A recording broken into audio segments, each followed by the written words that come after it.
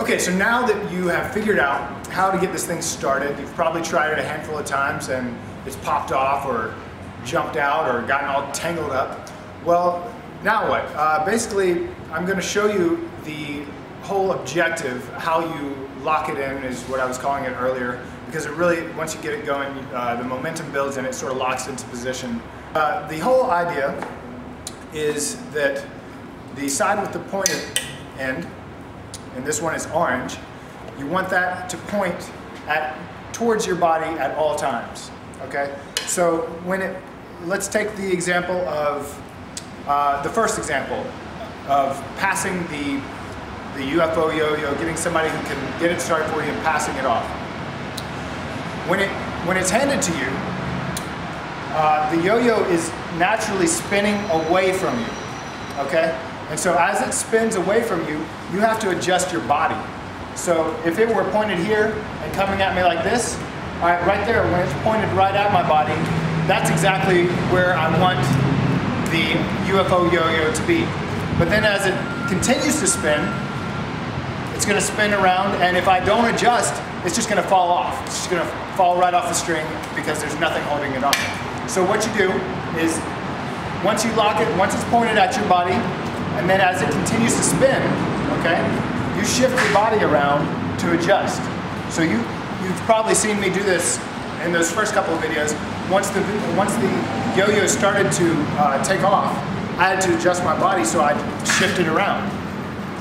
And the shift is sort of counterintuitive at first, because you're shifting with something as opposed to the natural motion, which is against it. But just play around with it and you'll get a handle for that.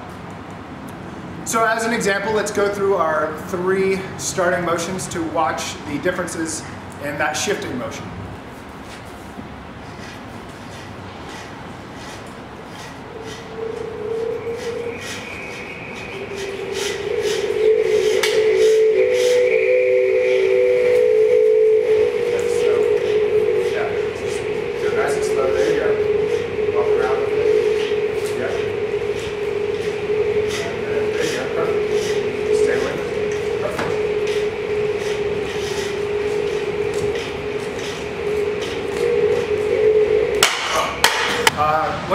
What do you do with the sticks here to get them going? It's kind of like nuclear physics. It's kind of like nuclear physics. You see, there's string theory, and this is a big string. I guess that's quantum physics. Okay, no. So the whole idea is that you want to keep the string taut. So whether that's with your arms completely out like this, or with the yo-yo, let's just pretend that's the yo-yo, you want the tension to stay in the string. So as the left hand goes up, the right hand goes down. As the right hand goes up, the left hand goes down. And that's the main concept. Okay, so for the second method, if you remember, you come out and you loop it once, twice. Now, since we put 2 loops in there, the yo-yo is going to spin once, a full 360, and then again until it comes back to you. So virtually at that point, if we get a good look at this, you can see that there's just the exact angle of the string to the yo-yo that we want. And that's, you don't want any extra twists in there like that while you're trying to build up the momentum. Okay, so when it comes back to you at this point, that's when you then adjust your positioning to the yo-yo. So now I'm going to do an example of that.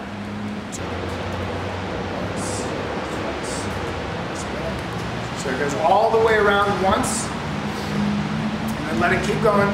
Now it's untwisted twice, and then you adjust your position. So then you start moving with the yo-yo.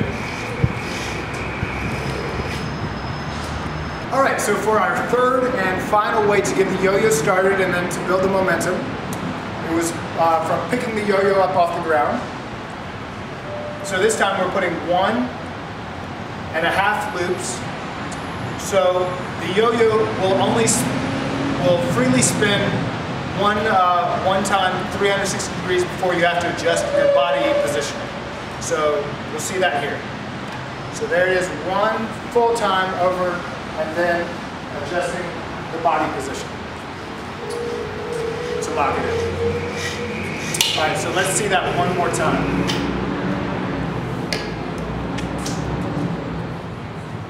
One, and around. The yo-yo goes around, and then it points, comes up to you, points at me, and then I adjust my body positioning to that of the yo-yos. And this is where you can really start to dig in and build some momentum.